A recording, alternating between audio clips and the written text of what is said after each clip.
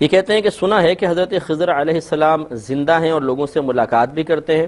جی ہاں، یہ بالکل بخاری کے صحیح ترین حدیثوں میں موجود ہے کہ سرکار مدینہ صلی اللہ علیہ وسلم نے ارشاد فرمایا کہ خضر علیہ السلام نے آب حیات نوش فرمایا اللہ تعالیٰ کے حکم سے، اب یہ قیامت تک زندہ رہیں گے، اور یہ لوگوں سے باقاعدہ ملاقات کرتے ہیں، انسانی شکل میں تشریف لاتے ہیں، بعض اوقات تعارف بھی کروا دیتے ہیں کہ میں خضر ہوں، اور بعض اوقات ہم ان سے ملاقات کر لیتے ہیں اور ہمیں نہیں پتہ ہوتا کہ وہ خضر علیہ السلام ہیں۔ جیسے دوران سفر آپ کی کسی شخص سے ملاقات تو کوئی نیک ہے، پرہیزگار ہے، وہ اپنا نام بھی بعض اوقات دوسرا ہی بتائے گا جو اس کا دنیا کے اندر نام اس کا موجود ہے، لیکن وہ ہوتے خضر علیہ السلام ہیں، تو انسان کو پتہ بھی نہیں چلتا، ملاقات ہو جاتی ہے۔ بہرحال یہ دعا کرنا بالکل جائز ہے کہ اللہ تعالیٰ میری خضر علیہ السلام سے ملاقات کروا دے، یہ دعا کرنے میں کوئی حرج نہیں ہے، اکابرین سے ثابت ہے۔ علی بھی اگلا سوال ہے، یہ آب حیات کس چیز کا نام ہے کہ جسے پینے سے انسان کو موت نہیں آ سکتی؟ سنا ہے کہ آب حیات اس دنیا میں صرف ایک ہی شخص نے پی رکھا ہے اور وہ حضرت خضر علیہ السلام ہے، کیا یہ واقعی درست ہے؟ سب کہانی ہے میرے بھائی، سب کہانی۔ آب حیات کون پی کے ہمیشہ کے لیے زندہ رہ سکتا ہے جی؟ آب حیات نام کی کوئی چیز نہیں ہے۔ کہانیوں میں، سٹوریوں میں، دیو مالائی قصے کہانیوں میں موجود ہے، وہ اسی کی بنیاد پہ وہ حضرت خضر کو ابھی تک زندہ مانے ہوئے ہیں۔ قرآن تو بار بار کہتا ہے کل نفس ذائقۃ الموت، ہر نفس نے موت کا مزہ چکھنا ہے۔ تو جب قرآن کیٹاگوریکلی کہہ رہا ہے کہ موت آ کے ہی رہنی ہے، پھر آب حیات کا کیا کانسیپٹ رہ سکتا ہے؟ سارے جھوٹے دعوے ہیں۔ اللہ تبارک و تعالیٰ نے زندگی موت کے معاملات اپنے ہاتھ میں رکھے ہوئے ہیں، اس کا قطعاً تعلق کسی کے کوئی خوراک کھانے یا پینے کے ساتھ نہیں ہے۔ اس قسم کا تو وسوسہ شیطان نے ہمارے ابا جی کو اور ہماری اماں کو دیا تھا، سیدہ حوا کو اور سیدنا آدم علیہ السلام کو، کہ وہ آپ پتہ ہے شیطان نے کیا وسوسہ دیا تھا؟ سورۃ الاعراف میں آتا ہے نا کہ یہ اللہ تعالیٰ نے جو تمہیں اس شجر کے درخت کھانے سے روکا ہے نا، تو کس لیے روکا ہے؟ اس کانٹیکسٹ میں اگر آپ سورۃ الاعراف میں جہاں پہ قصہ آدم اور ابلیس ڈیٹیل کے ساتھ ذکر ہوا ہے سٹارٹ ہی کے اندر، اور وہاں پہ وہ دعا بھی آئی ہے ربنا ظلمنا انفسنا وان لم تغفر لنا وترحمنا لنکونن من الخاسرین آمین۔ تو اس میں اللہ تبارک و تعالیٰ نے یعنی جو ابلیس نے ان کو وسوسہ دلایا ہے نا، وہ یہی تھا فوسوس لہم الشیطان، ان دونوں کو شیطان نے وسوسہ دلایا لیبدی لہما ما وری عنہما من سوآتہما، تاکہ وہ جو جنتی لباس ان کے اوپر تھا وہ ان سے اتروا دے اور ان کی شرمگاہیں ان پر کھول دے۔ ظاہر ہے وہ جنتی لباس تو پھر چلا گیا نا اس لغزش کی وجہ سے۔ وقال ما نہاکما ربکما عن ہذہ الشجرہ، اور شیطان نے کہا کہ تم دونوں کو تمہارے رب نے اس درخت کے پھل کھانے سے اس لیے روکا ہے الا ان تکون ملکین، کہ کہیں تم فرشتے نہ بن جاؤ، او تکون من الخالدین، اور کہیں ایسا نہ ہو کہ تم ہمیشہ کے لیے زندہ رہو۔ تو یہ آب حیات کی لالچ تو شیطان نے لگائی تھی حضرت آدم علیہ السلام کو کہ جی یہ ایسی چیز ہے کہ آپ پی لیں گے تو آپ ہمیشہ زندہ رہیں گے۔ تو حضرت آدم کے ساتھ جو ہوا اس کے بعد پھر اللہ تعالیٰ نے معاف کیا، وہ آپ کے سامنے ہے۔ حضرت خضر والا یہ تو ہے ہی ساری کہانی بازی ہے۔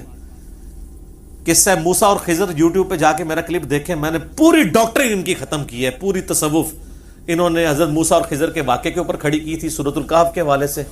اس میں حضرت خضر کے حوالے سے جتنے ان کے کلیمز ہیں کہ وہ خضر زندہ ہے، لوگوں کو ملتا ہے، قرب قیامت میں دجال کے سامنے جو مرد مومن آئے گا وہ خضر ہوگا، یہ ساری کی ساری کہانیاں میں نے کھول کے بیان کر دی ہیں، اور ایک جملے سے ان کی پوری ڈاکٹرین الٹ کے رکھ دی ہے کہ سورہ آل عمران میں اللہ تعالیٰ نے تمام نبیوں سے عہد کا ذکر کیا ہے کہ جب میں تمہیں نبوت دوں اور رسالت دوں اور تمہاری موجودگی میں کوئی اور پیغمبر آ جائے، تعویل عام میں تو سب کے لیے تھا، تعویل خاص میں نبی الاسلام کے بارے میں، تو تم نے ضرور اس پیغمبر پہ ایمان لانا ہے اور ان کی دین میں مدد کرنی ہے، اور اس پہ ایک دوسرے پہ گواہ ہو جاؤ، اور میرا بھاری ذمہ اس پہ تم اٹھاتے ہو، اور اس کے بعد اگر تم نے نافرمانی کی تو تم فاسقین میں شمار ہو جاؤ گے۔ تو اگر حضرت خضر علیہ السلام حضور کے زمانے میں زندہ تھے نعوذ باللہ، اور وہ پیغمبر ہیں، چونکہ غیر پیغمبر ایک پیغمبر کا استاد نہیں ہو سکتا، حضرت موسیٰ کے وہ استاد ہیں، قرآن کی روح سے. بخاری مسلم میں ان کا نام بھی ہے.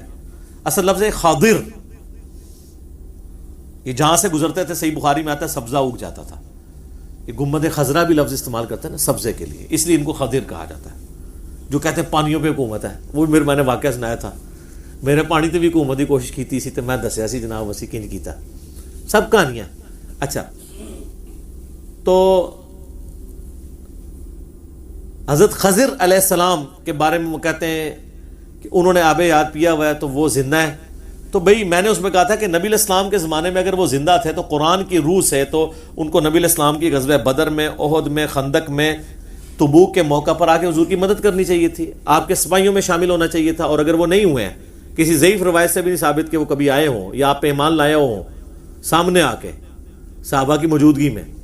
بھئی حضرت جبرائیل اگر انسانی شکل میں آ سکتے ہیں تو حضرت خضر نہیں تھے آ سکتے؟ تو قرآن کی روح سے تو ان کی نبوت اور سب کچھ چھن چکا ہے.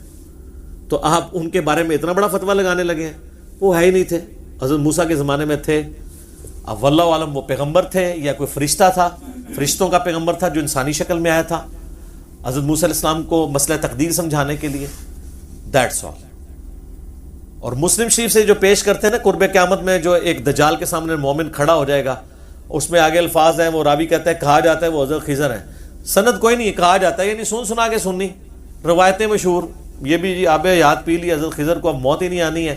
اور کتنے لوگ ہیں پوری پوری زندگی وہ پھر نا چلت پھرت بھی کرتے رہے ہیں ہمارے بزرگوں میں سے نا.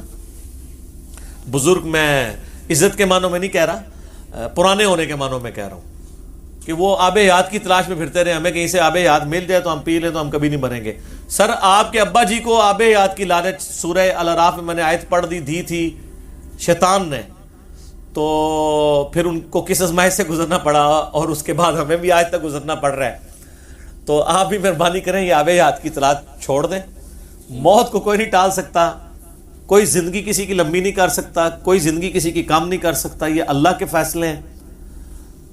سورہ نساء میں آیا تم اپنے آپ کو مضبوط قلعوں میں بھی بند کر لو نا, موت تمہیں وہاں پہ بھی آ کے رہے گی. سورہ آل عمران میں آیا کہ غزوہ احد کے بعد کئی منافقین نے کہا کہ ہم نے اپنے بھائیوں کو منع کیا تھا کہ جنگ میں نہ جاؤ ورنہ مارے جاؤ گے.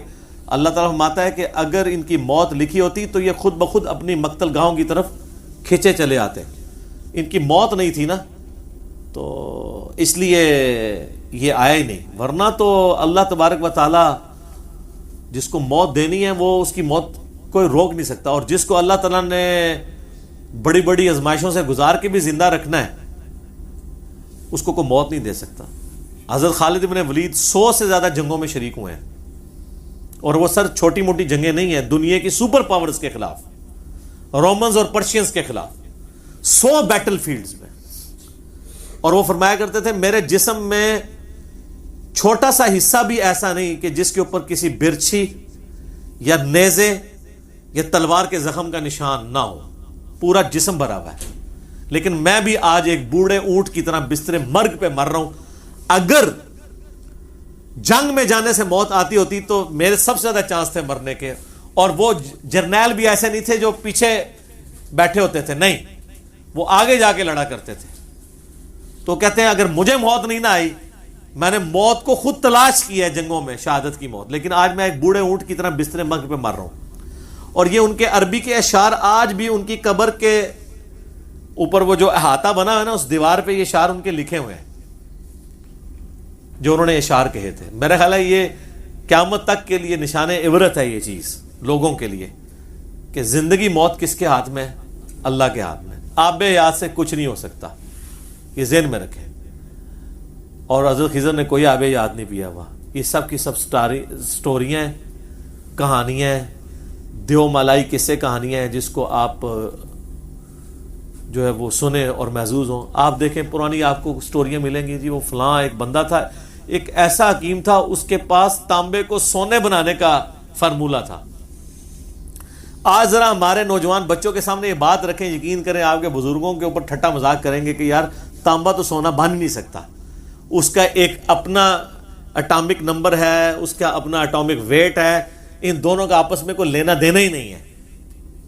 ٹھیک ہے نا, یعنی یہ کیمیکلی یہ پاسبل ہی نہیں ہے کہ تانبے میں کوئی جڑی بوٹی ملائے تو وہ سونا بن جائے.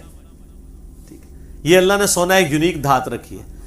کوئی دھات ہوتی ہے جو ایک سے دوسری میں کنورٹ ہو جائے اس کو توڑنے سے، وہ بھی بڑے مشکل، وہ بھی ہمارے بزرگوں کو طریقے نہیں آتے، وہ بھی آئنسٹائن نے ہی آگے بتایا کہ فیشن ہوتی ہے، ٹھیک ہے نا، اور E=mc².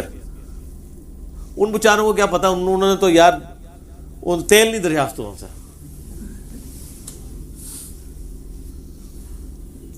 ویسے آپ کو کہتے ہیں تھلے نگاہ ماری 7 زمینہ کراس، تیل بھی کراس، اتنے ماری تے جناب کوئی کہتا ہے عرش تک پہنچ گئی، لوح محفوظ تک پہنچ گئی. کوئی کچھ نہیں میرے بھائی، کوئی کچھ نہیں کر سکتا. سر جن بزرگوں کے بارے میں آپ یہ کلیم کر رہے ہیں نا، ان کے سامنے سمارٹ فون رکھ دیا جائے نا، وہ سمارٹ فون نہیں اپریٹ کر سکتے. سمارٹ فون چھوڑ دیں، عام ٹیلی فون نہیں اپریٹ کر سکتے. تو وہ ٹیلی فون بنانا،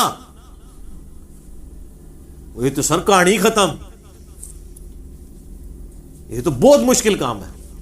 میں کہتا ہوں اگر وہ لوگ آج زندہ ہو جائیں تو وہ تو گوروں کو، بوئنگ کو اور ایئر بس والی کمپنی کے جو مالکان ہیں ان کو اولیاء اللہ مان لیں، کہ جنہوں نے جناب 450-500 مسافروں کو اڑانے والے پرندے بنا لیے ہیں، ایئر بس A380 اور بوئنگ 747، بوئنگ 777. انسانی ترقی ہے نا دماغ کی. تو یہ جہاز کیوں نہیں کسی نے بنا لیا؟ ویسے کہتے ہیں جناب وہ ایک نماز مدینہ شریف پڑھتے سن، دوسری جناب مکہ شریف، تیسری بیت المقدس، چوتھی بغداد شریف. سب کہانی ہے، کوئی نہیں پڑھ سکتا اس طریقے سے. آج بھی کسی کے پاس چارٹر طیارہ ہو تو مشکل ہے اس طریقے سے ادھر نمازیں پڑھنا. پھر میں اس کی انجینئرنگ کرتا ہوں کہ مسلم شریف میں تو بنو سلمہ کو نبی علیہ السلام نے دیکھا ایک چوراہے پہ کھڑے ہوئے، پوچھا کیوں ادھر کھڑے؟ ان کا یا رسول اللہ نماز میں لیٹ ہو جاتے ہیں، بڑی دور سے چل کے آنا پڑتا ہے، ہم نے سوچا ہم مدینہ شریف کے قریب مسجد نبوی کے گھر لے لیں. تو نبی علیہ السلام فرمایا کہ جتنے قدم تم چل کے آتے ہو تمہیں ہر قدم پہ ثواب ملتا ہے. تو انہوں نے مدینہ شریف شفٹ ہونے کا ارادہ ترک کر کے واپس اپنے گاؤں میں چلے گئے کہ ہم اتنے قدم چل کے آئیں گے. تو نبی علیہ السلام کو تو فرمانا چاہیے تھا کہ بھئی تمہارے بعد اتنے بڑے بڑے اولیاء اللہ آئیں گے، وہ اڑ کے نمازیں پڑھا کریں گے مکے مدینے، تو تم تو اولیاء کے سردار ہو. بلکہ اس سے اگلی کہانی جو انہوں نے بنائی ہوئی ہے کہ جی ایک ادنا صحابی کے گھوڑے کے سم سے جو خاک اڑ کے اس کے ناک میں بیٹھتی ہے اس تک بھی کوئی وہ غوث کتب ولی نہیں پہنچ سکتا. ماشاءاللہ، پھر تو صحابہ کے گھوڑوں کو بھی اڑنا چاہیے. اگر غوث کتب ولی اڑ رہے ہیں تو ان کے تو گھوڑے بھی اڑنے چاہیے، تو بیچارے خود اڑنے سے رہ گئے. سب کہانی ہے، اس طرح پاسبل نہیں ہے. دنیا اللہ نے بقدر ایفرٹ رکھی ہوئی ہے.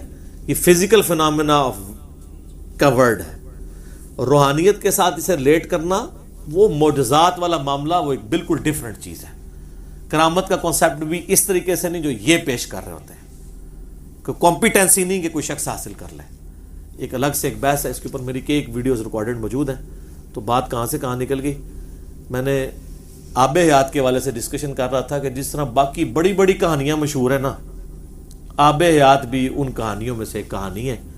اللہ تعالیٰ ان کو عقل دے، کس قسم کی یہ باتیں یعنی پبلک کے اندر مشہور کرتے ہیں. وادی جن پہ بھی آپ نے میرا کلپ دیکھا کہ وہ ایک نظر کا دھوکہ ہے، illusion ہے. وہاں کے یعنی پہاڑی اور زمین کا جو آپس میں اینگل اس طریقے سے ہے کہ وہ اٹ سیم لائک دیٹ، اسے گریوٹی ہل کہتے ہیں. نظر کا دھوکہ ہوتا ہے. وہ جو آپ کو ڈھلوان ہے وہ اونچائی کے طور پہ نظر آ رہی ہوتی ہے، لیکن with respect to sea level وہ ڈھلوان ہوتی ہے. تو وہ آپ کو چیزیں اوپر چڑھتی ہوئی نظر آ رہی ہوتی ہیں. وہ تو آپ اپنے گھر میں بھی بنا سکتے ہیں. ایمز روم بنانے کے بارے میں نے اس میں بتایا تھا. تو خیر اس کلپ کا یہ فائدہ ہوا کہ بعد میں نا دعوت اسلامی کے امیر کی طرف سے بھی ایک ویڈیو آ گئی کہ وادی جن میں کوئی جن شین نہیں ہے، نہ کوئی اس وجہ سے یہ چیزیں اس طرف جاتی ہیں. خیر ان کو تو سائنٹیفک فنامنا کا پتہ ہی نہیں، وہ سائنٹیفک فنامنا ہے. وہ تو انڈین مقبوضہ کشمیر میں لداخ کے مقام کے اوپر بھی وہ گریوٹی ہل پائی جاتی ہے. پاکستان میں کوئی نہیں ہے، سعودیہ میں وادی جن کے اندر ہے. وہ ایک ٹوٹلی فزیکل فنامنا ہے. اس پہ کلپ ہمیں بنانا پڑا. ڈیڈ سی کے اوپر کلپ بنانا پڑا جی، اس میں بندے ڈوبتے نہیں. آپ گھر ڈیڈ سی بنا سکتے ہیں لیکن خرچہ بہت زیادہ ہوگا، نمک بہت زیادہ ڈالنا پڑے گا. تو وہ اس کی کثافت زیادہ ہے، اس وجہ سے نہیں ڈوبتے. اور اس کو سب چیزوں کو روحانیت کے ساتھ جوڑا ہوا ہوتا ہے. اسلام نے ان توہمات کو سائڈ پہ رکھ کے ڈیفینیٹ علم پہ بات کی ہے. وَلَا تَقْفُ مَا لَيْسَ لَكَ بِهِ عِلْمٌ إِنَّ السَّمْعَ وَالْبَصَرَ وَالْفُؤَادَ كُلُّ أُولَٰئِكَ كَانَ عَنْهُ مَسْئُولًا. اے انسان کسی چیز کی پیروی اس وقت تک مت کر جب تک کہ تجھے ڈیفینیٹ علم نہ حاصل ہو جائے. بے شک کان، آنکھ اور دل، عقل بھی کہہ سکتے ہیں، دماغ ہو یا دل ہو، اس کے بارے میں تمہیں پوچھا جائے گا کہ ان انسٹرومنٹس کو یوز کر کے تم نے حق بات تک پہنچنے کی کوشش کیوں نہیں کی؟ تو اسلام توہمات میں نہیں، ڈیفینیٹ علم میں بلیو رکھتا ہے، اور علم دو ہی ہے، یا وحی کا علم ہے، کتاب و سنت کا علم جسے ہم ریویلڈ نالج کہتے ہیں، یا ایکوائرڈ نالج ہے جسے ہم سائنس کا علم کہتے ہیں۔ تو نہ سائنس اس چیز کو سپورٹ کرتی ہے کہ کوئی آب حیات ہے کہ جس کے بعد کبھی انسان کو موت نہیں آئے گی، اور نہ کتاب و سنت اس کو سپورٹ کرتا ہے، بلکہ موت وہ حقیقت ہے کہ جس کو وہ لوگ بھی مانتے ہیں جو خدا کو نہیں مانتے، اتنی بڑی حقیقت ہے موت۔ تو آب حیات کا تو کوئی سائنس میں کوئی وجود نہیں ہے، نہ کتاب و سنت میں کوئی وجود ہے، بلکہ سورۃ الاعراف کی وہ آیت کافی تھی کہ یہ شیطان کا وسوسہ تھا جو حضرت آدم کو دلایا۔ پھر دیکھ لیں انہوں نے وہ پھل کھایا تو اس کے بعد آب حیات والا معاملہ تو نہیں ہوا، خود بھی آزمائش میں ڈلے اور آج تک ان کی اولاد بھی آزمائش میں ہے۔ اللہ تعالیٰ ہمیں اس آزمائش میں سے نکال کے اپنے اصلی مقام جہاں سے ہم نکالے گئے تھے، جنت میں، اپنے پیغمبروں کا پڑوس نصیب فرمائے، آمین ثم آمین۔ جزاکم اللہ خیرہ۔